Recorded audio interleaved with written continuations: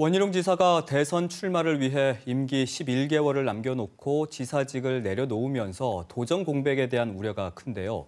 앞서 강인희 기자의 보도에서 전해드린 것처럼 구만섭 행정부지사가 도지사 권한대행을 맡게 됐다고 했는데 앞으로 제주도정이 어떻게 운영될지 짚어보겠습니다. 자, 이 자리에 취재기자 나와 있습니다. 어서 오세요. 네.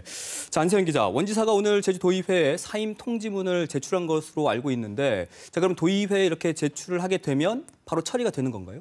아니요, 사임 통지문을 제출한다고 해서 곧바로 사퇴 처리가 되는 건 아닌데요. 현행 지방자치법에 따라서 지자체장은 사임을 할 경우에 지방의회장에게 미리 사임일을 서면으로 알려야 합니다. 통지 후 열흘이 지나야 최종 사퇴 처리가 되는데요. 그러니까 오늘 사임을 통지한 원 지사는 열흘 뒤인 12일 0시부터 공식적으로 지사직에서 물러나게 되는 겁니다. 네. 이후부터는 구만섭 행정부지사가 도지사 권한대행을 맡아 제주도정을 이끌게 되는데요. 행정안전부 정책기획관 출신인 구 부지사는 천안시 부시장을 지내고 천안시장 권한대행을 수행한 경험이 있습니다. 행안부 정책기획관 시절에 부처뿐만 아니라 유관 부서까지 총괄하는 업무를 했기 때문에 도정 운영에 큰 무리가 없을 것이라는 게 제주도 측의 설명인데요. 하지만 제주도 행정부지사로 임명된 지 2개월도 채 되지 않았기 때문에 제주에서의 행정 경험이 부족하다 보니 한계가 있지 않겠냐는 우려가 나오고 있습니다. 원희룡 지사가 임명한 정무직 보좌진들도 함께 그만둔 것으로 알고 있는데 이로 인해서 이제 도정 공백 우려가 커지고 있어요. 네, 그렇습니다. 모두 6명이 원 지사와 함께 이제 직을 내려놓게 되는데요. 지방 공무원 임용령과 지방 별정직 공무원 인사 규정을 보면 전문 임기제 공무원과 지방 별정직 공무원의 근무 기간은 임용권자의 임기 만료일까지로 명시돼 있습니다. 네. 이에 따라 8명이 당연 면직 대상이 되는데 법무특보와 대외협력특보는 이미 한 달 전에 사퇴한 것으로 확인됐습니다. 남은 사람은 고영권 정무부지사를 비롯해 정무특보와 비서직 4명인데요.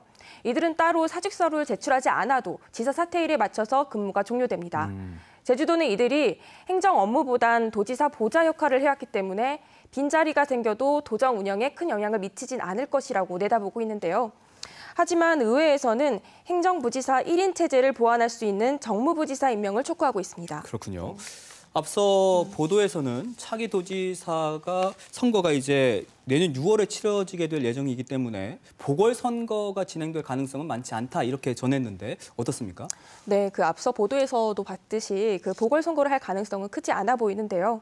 최근 김경수 지사의 지사직 상실로 인해서 공백이 생긴 경남의 경우를 보면 여기 보궐선거를 놓고 논란이 됐었지만 경남 선관위는 수백억에 달하는 선거 경비를 고려해서 실시하지 않기로 결정했습니다.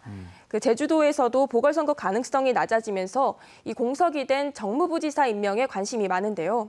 약 11개월간의 이제 공백이 생긴 상황에서 도의와의 관계와 1차 산업 총괄 등의 업무도 중요한 만큼 후임 정무부지사 임명 가능성에 무게가 실리고 있습니다. 행정부지사는 기존 사업에 대한 추진 관리를 할 뿐 새로운 사업을 하기엔 한계가 있는데요. 행정부지사는 도지사 권한대행으로 정무부지사를 임명할 수 있습니다. 고영권 정무부지사를 재임용할 수도 있지만 다시 인사청문 절차를 거쳐야 하는데요. 네. 일부 도의원들이 자신에게 정무부지사직을 넘겨달라고 요청한 경우도 있는 것으로 파악됐는데 이와 관련해서 자남수 도의회 의장은 오늘 기자간담회를 갖고 짧은 기간이라도 정무부지사가 필요하다면서 견제하고 감시해야 할 의회에서 의원들이 정무부지사로 가는 건 적절치 않다고 말했습니다. 네. 자, 그럼 아무래도 이제 당장 우려되는 건 코로나19 방역이 있을 수 있겠고 또 제주의 최대 현안인 제2공항 추진과 관련해서 갈등이 또 계속 이어질까 싶어서 또 걱정이 되는데 어떤 과제들이 남아 있을까요? 네, 그렇습니다. 아무래도 제주도의 최고권자가 이제 부재하기 때문에 이 산적한 현안들에 대한 우려가 적지 않은데요. 우선 코로나19 확진자가 지난달 최고조에 달하면서 방역이 비상인 가운데 휴가철을 맞아서 외부 유입으로 인한 확산세도 커지고 있습니다. 또 환경부의 반려 결정으로 새 국면을 맞은 제2공항 건설 갈등 해결도 앞으로가 더 중요한 과정인데요. 도민사회로부터 문매를 맞은 제3차 국제자유도시 종합계획안도 수정 보완 작업을 거쳐 내일 최종안이 나올 예정이지만 권한대행이 방향을 결정하기는 어려울 것이라는 분석이 나옵니다. 또 원 지사가 송악선언을 통해 사업 계획을 수립하도록 한 최대 규모의 민간 개발인 오라 관광단지 사업 변경안에 대해서도 어떤 판단을 내릴 수 있을지 알 수 없는 상황입니다. 네. 자, 이제 도민사회에서 가장 궁금해하는 대목이 차기 도지사. 다음 도지사가 누가 될 것이냐가 아닌가 싶어요. 지금 지방선거 일정이 많이 남아있는 상황에서 그렇다면 지금 차기 도지사로 거론된 사람이 누가 있나요?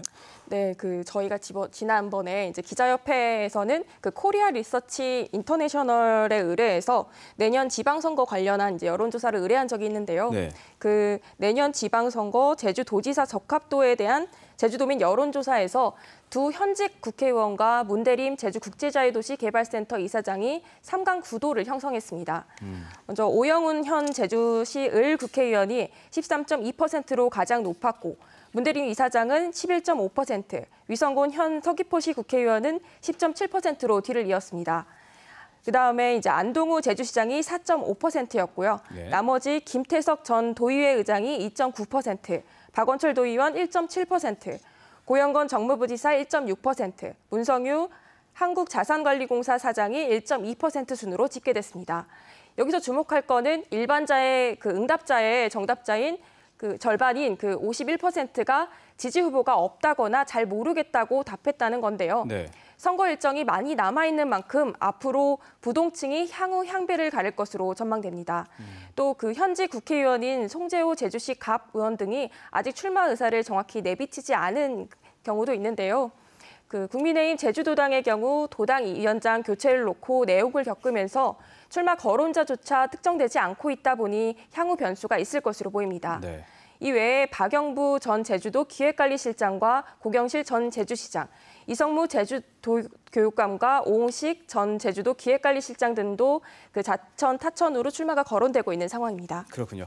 알겠습니다. 여기까지 듣겠습니다. 안수영 기자 고생 많으셨습니다.